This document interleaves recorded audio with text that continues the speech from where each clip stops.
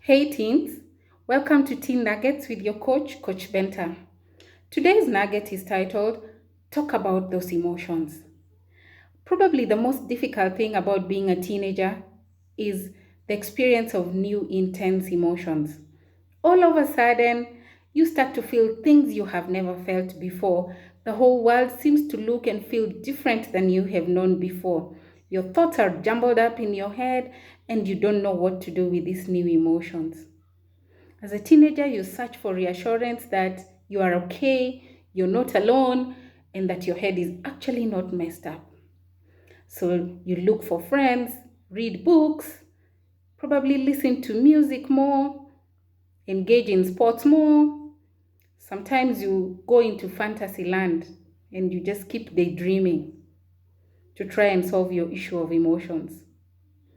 So ultimately, it looks like teens have different ways of coping with emotions, but oftentimes, none of these solutions really totally help. And many times, you're left wondering what to do about the emotions that you're experiencing. I want to suggest to you today that the most effective way to deal with emotions, according to the Bible, talk about how you feel, express your emotions. Expressing emotions is a very healthy way to deal with them. Yes, it sounds crazy. It might sound crazy that you're being told to talk about your emotions, but it is healthy. So tell your parents, tell your siblings, your pastor, and any other trusted adult, maybe an auntie or an uncle.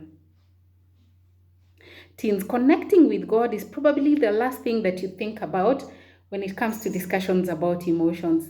Why? Because you can think that emotions are small things that God does not relate to. But whether you realize it or not, God is that ultimate friend.